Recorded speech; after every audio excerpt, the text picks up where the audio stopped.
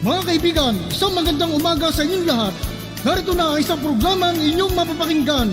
Hatid sa inyo ni Mel Elizalde, batikang broadcast journalist, sa kanyang pagtalakay sa mga napapanahong balita sa loob at labas ng ating bansa. Gayon din sa pagbibigay ng mga kalaman na kanyang tinipon tungkol sa kalusugan, ekonomiya, agrikultura, pangkabuhayan, politika at ang sitwasyon sa katahimikan ng bansa. At ngayon, narito na ang guro ng palatuntunan, Mel Elizalde. Magandang hapon po sa inyong lahat, mga minamahal kong taga-subaybay. Welcome po dito sa Elizalde Broadcasting, siyempre po sa ating pong programang Kadiskarte with your host, Mel Elizalde. Ngayong araw, siyempre, ano pong araw ngayon? Sabado, ika-14 ng Agosto 2021.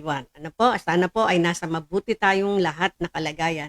Bagamat tayo ay lumalaban pa rin sa ating kalabang hindi nakikita. Pero ang sabi ko nga po, meron tayong kalabang hindi nakikita, wag po tayong mangamba at maging maayos po ang ating pananalig sa ating pong kakamping, hindi rin hong nakikita. Sino po yon? Ang ating pong Panginoon.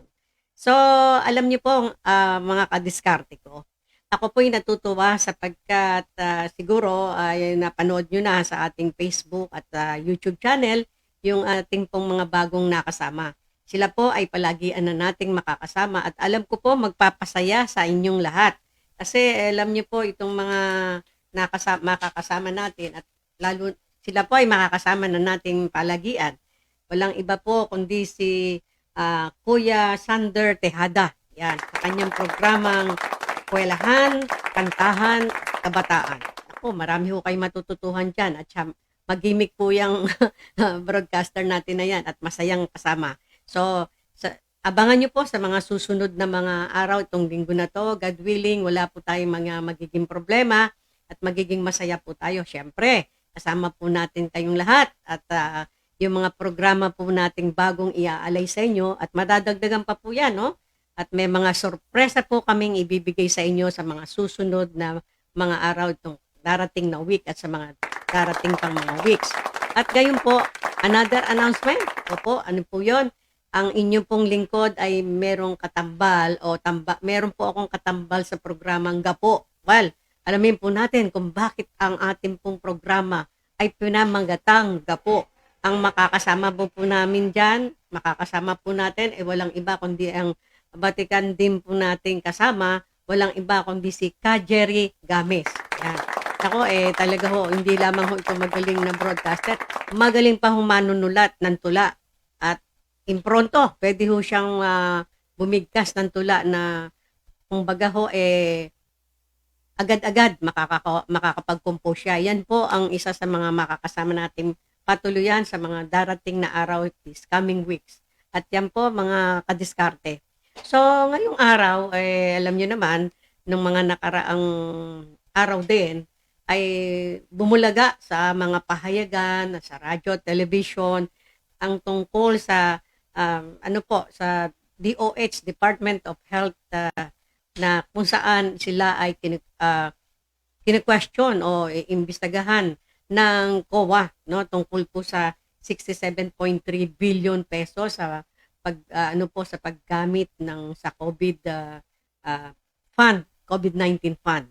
Ngayon po, sinasabi po natin, siyempre, ang mga tao ho ay lagi po siyempre pakikinggan naman ng isang panig.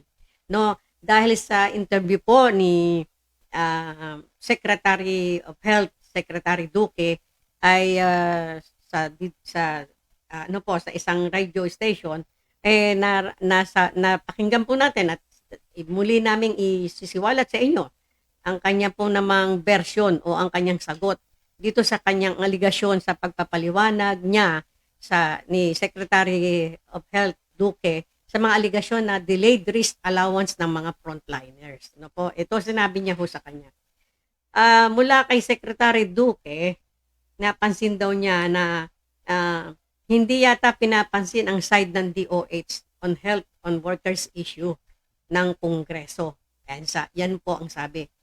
Dismayado ang nasabing sekretary apparent dismissal ng Department of Health justification on the delayed release of the uh, medical workers risk allowances and benefits. Ayan, sabi. Isa pa ho, sana malinawan naman daw sa Kongreso sa darating na investigasyon nila sa I think sa August 18, no, 2021 na paulit-ulit na paliwanag naman daw tila yata walang nakikinig. Yan ho ang sabi ng ating mahal na secretary ng Department of Health. At yan daw po ay mahirap naman yung ganon. Sabi niya ganon, paulit-ulit na hong nagpapaliwanag kami, pero tila raw ho hindi naririnig ng Kongreso. Sa kanyang interview po sa DCWB TV, layunin ng DOH Secretary na explain ito sa Kongreso. Sinabi na well documented na raw naman po ang well documented naman daw po ang mga sinasabi nilang mga aligasyon at ang pera ay idle. Hindi po raw yun nakapasta lang na nakaganyan with the Department of Health. At tulad ng ng nalathala sa mga pahayagan. Di po ba sinasabi, nasan yung pera, nakatenga at hindi naman pala nagamit yung karamihan diyan. Part of it was never been used. Sabing gano'n ng COA, no? Kaya sabi, dapat naman daw ho pakinggan ang version ng Department of Health. Well, sabi naman ho natin hindi naman ho tayo biased. Tayong mga mamamayan, kailangan makinig din naman tayo doon sa inaakusahan o aakusahan o sinasabing may alleged na mga ganung-ganung problema, no po? Wag naman ho tayong bigla na lang tayong mag-create ng ating pagbubuo ng ating pasya o pag-iisip. Siyempre, kailangan marinig po natin yung both sides, no? Sabi ho ganoon. At ang tulad ho ng nalathala sa mga pahayagan, ayon kay Secretary Duque ng DOH, ang lahat daw po ng DOH regional offices in charge of downloading the funds to the hospital. Yun daw pong mga pera, dina-download nila yung mga funds sa mga ospital. At ang hospital chief, tandaan nyo, sinabi ng DOH secretary, ang hospital chief mismo ang bahala sa pagbabayad ng kanilang mga frontliners. At ito pa po, may isa pang problema. No? Ano po yung problema na yon? Sabi niya, hindi raw pwedeng magbayad sa tao ang DOH. Kailangan padaanin sa mga ospital. No? Tama rin ho siguro yon dahil yung pera ho ba bibigay agad ng DOH doon sa mga frontliners na diretso? Hindi ho. Siyempre, kung saang ospital sila, doon yung mga hospital officer ang magbibigay ng bayad sa kanila. Ayon pa po sa secretary, pag-compute ng health workers, hazard pay and risk allowance, iba-iba raw po yan. Bakit daw po iba-iba? May mga health workers na nagdidiman daw ho ng higher hazard pay kahit na hindi sila directly nag-assist sa COVID-19 patient. No? May mga ganun hong aligasyon. Pero sabi naman po ng iba, basta't ikaw ay medical practitioner o maging ikaw man ay nurse, doctor o whatever, o assistant nurse doon, ando doon po yung risk, di ba? Ando doon sa loob ng ospital na kung saan ikaw doon ay nagtatrabaho. Kaya siguro medyo umaalma yung mga ibang health workers dahil bakit hindi pare-pareho ang kanilang hazard pay, po? Yung mga hindi diretso o hindi natural, hindi diretso ang kanilang pakikisalamuha sa COVID-19 patient. Halimbawa, hindi naman ako nag-a-assist. Ako bilang doktor, ako bilang doktor, ako nag-a-assist sa pasyente na to, na pasyente number 23, halimbawa, ganyan, COVID-19 patient. Mas mataas ang aking risk na mahawa ko. Parang ganun. Yun ang paliwanag po ng ating Secretary ng Health, Secretary Duque. Kasi po, marami din mga agam-agam yung mga health workers na sinasabi, ba't kami, yung aming health hazard pay ay medyo mababa. Samantalang pare-pareho naman yung kayong lahat, nakabalandra kayong lahat diyan sa mga risk ng kung saan mahahawa kayo. Sabi ho ng secretary, may formula po dyan. So, yun daw po ang iniingay nila. So, dapat po yung formula, Secretary Duque, ay mapakita naman po sa madlang people o mailagay sa pahayagan o maipaliwanag ninyo po, ano po ba ang formula nyo? Paano nyo po ginagawa yon? Halimbawa, ang formula po ba ng assistant nurse o nurses ay iba po yan? O ang formula po ng hazard pay ng mga doktor ay iba po ba yan? Ano po ba yung formula na yan? Siyempre, gusto po natin transparency, no? Para po malaman kung ano ba talaga ang tinatanggap o tatanggapin ng isang medical practitioner na kung saan nagtatrabaho siya para dito sa mga ospital. At kailangan daw po, sinasabi po ng mga nagtatrabaho na yan, ay dapat pare-pareho yata sila ng hazard pay kasi naka-expose sila. Silang lahat ay exposed. O, totoo naman po yung kung sasabihin po natin.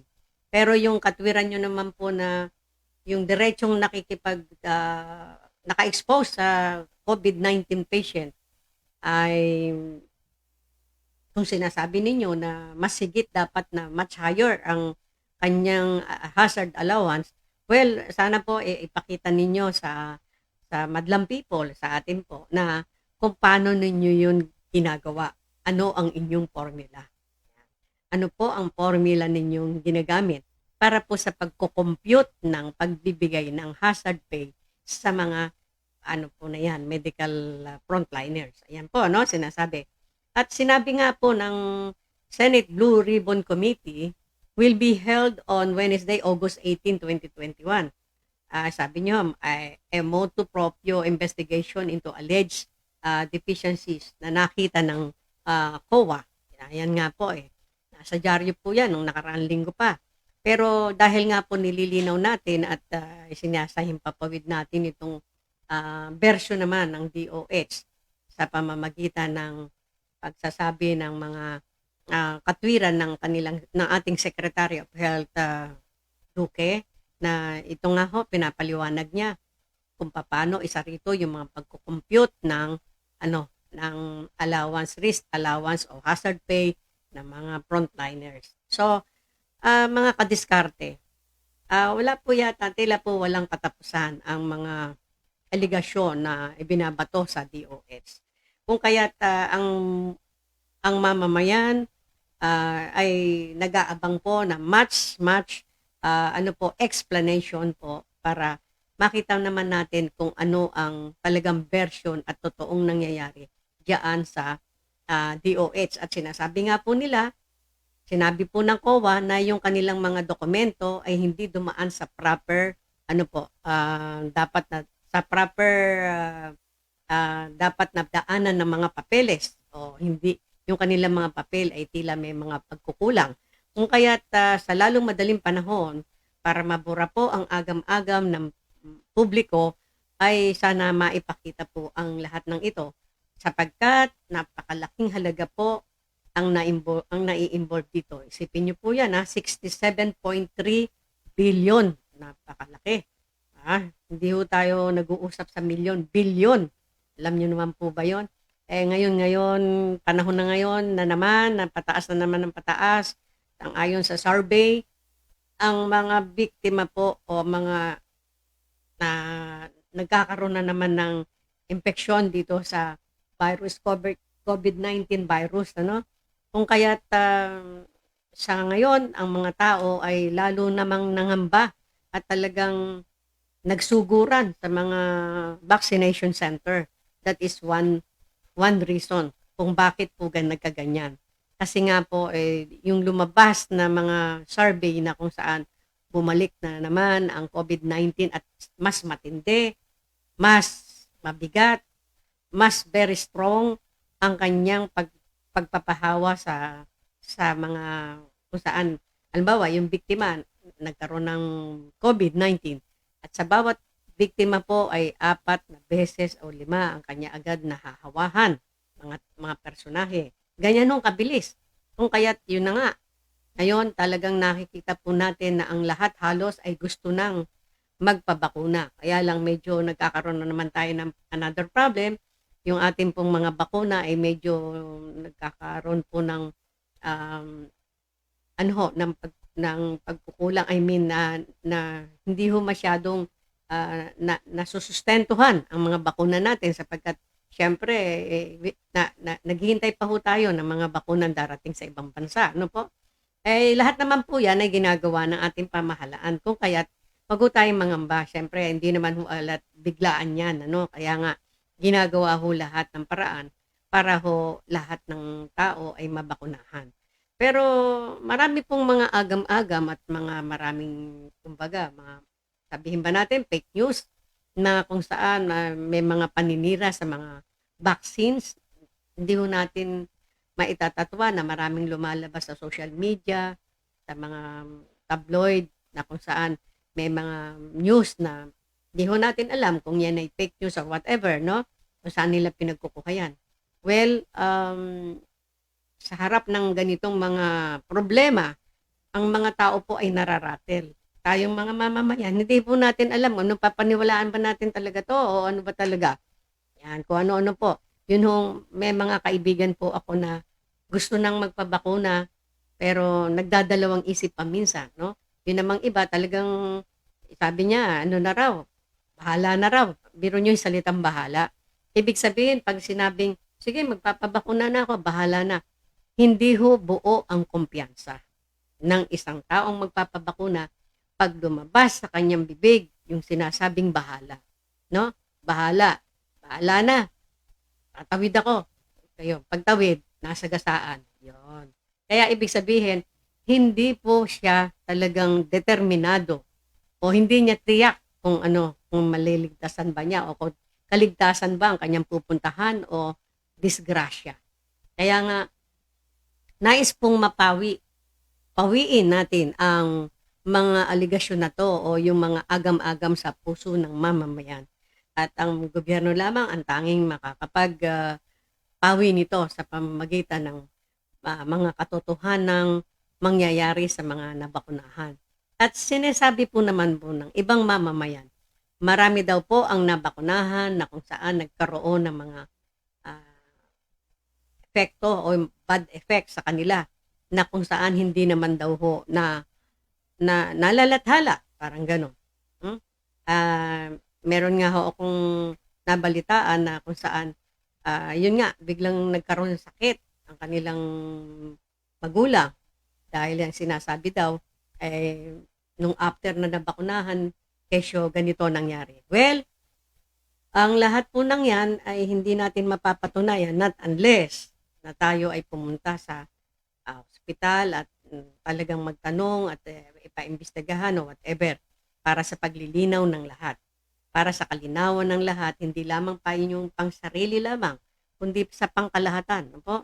Lilinawin po natin lahat yan. At sana, at ganito rin po, marami tayong nababasa, mismong mga dalubhasang mga doktor ang nagsasabi na mga negatives tungkol sa dito sa ating vaccination na to. Pero ganun pa man, ang mas ngayon ay mas nakararami po ang nagpapabakuna na, no?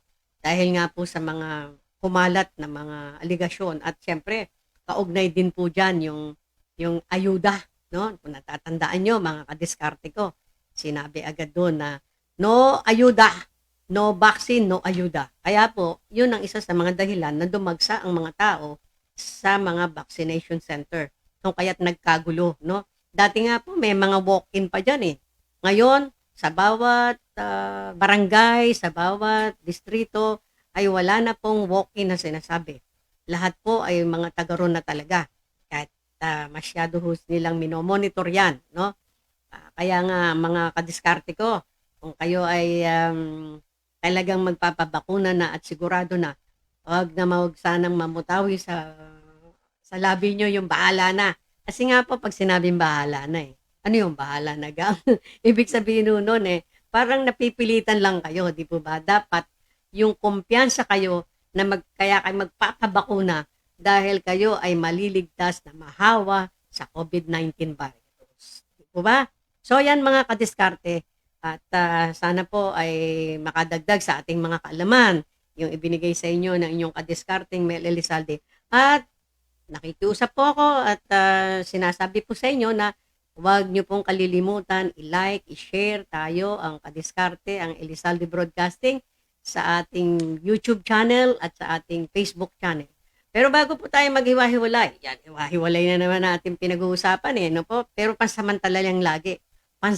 Pansamantala lang lagi. Kasi lagi naman tayo pong magkakasama, God willing, at araw-araw, pwera lamang po paglinggo. Bakit po paglinggo wala tayo? Although nasa media po tayo. Kasi po, ito pong ating building, hindi po nire-require nila na may pasok ang mga tenants dito ng Sunday. But then, we're trying to write a letter to the, sa mga may-ari.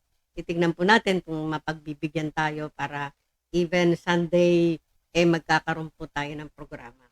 Pero, yun nga, bago ho tayo magkahiwa-hiwalay, gusto ko po sanang batiin yung ating mga kaibigan dyan po sa Germany, yung ating pinsan, si Mrs. Juliet Didham. Hello, Kasim, kumusta? At sana ay nanonood ka ng programa ng cousin mo, para naman masabi mo, oy, mga Pilipino tayo. Ayan. At saka tandaan nyo po, linggo ng wika, hindi linggo, buwan ng wika. Ayan. Kaya nga po tayo ay lagi na lang nating sinasabi na wag po nating ikahihiya ang ating lingwahe sapagkat yan po ay isa sa ating mapagkikilanlan bilang isang mamamayan ng isang bayan. No? Kaya, Cousin Didham, pagka nagkakausap tayo, wag mo na akong i-Englishin o Germanin. Dahil di tayo magkakatoto niyan. Pilipino tayo, tandaan mo yan. At siya pa, pag malaki mo yan, alam ko hindi mo naman nakakalimutan ng ating lingwahe.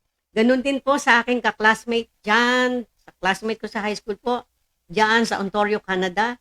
Yan, Miss Thea Estrella Angeles Rodriguez and her husband, Moy. Alam ko itong mga tao na to, doon na sila halos nagkaroon ng mahabang panahon sa Canada, hindi nila nakakalimutan ng ating wika. At ako'y nagpapasalamat kasi nakikita ko po sa kanyang mga yung mga notes niya diyan sa Messenger, no po? Nagpipilipino siya madalas. Salamat sa iyo, Thea. And of course, our friend there sa nais ko pong batiin si Mr. Peter Ong ng belated happy birthday nung nakarang araw. Happy birthday sa iyo, sir, Sorry, hindi ko nabasa agad dun sa sa Messenger Nakita ko lang yung binatikan ni Mr. Estrella. Si Mr. Rolly Estrella, our friend, a very good friend. Napakagaling po niya ang tao na yan. At alam niyo po, siya po ay magiging nating bisita this coming week or sa mga susunod na linggo. Tayo po ay bibisitahin yan. So hanggang sa muli, mga minamahal kong kadiskarte, huwag niyo pong kalilimutan, i-like, i-share ang ating Elizalde Broadcasting sa YouTube channel at sa ating Facebook channel. At tulad ng sinabi ko po kanina, may mga nakalatag po kaming mga programa sa inyo, mga bagong programa na kung saan may makakasama po tayong mga magagaling na kung saan siguro nakita nyo na ngayon yung sample nila kanina. No, sila po ay nagprograma na. Si Mr. Sander Tejada, napakagaling na bata yan sa kanyang programang kantahan, kakwelahan, kantahan at kabataan. No? At saka syempre yung darating po naming tambalan ni Mr. Jerry Games na sa aming programang Gapo. Abangan nyo po kung bakit po tinawag namin Gapo, bakit ang aming title ng programa ay Gapo. So hanggang sa muli mga kadiskarte, don't forget, I love you all. Bye-bye.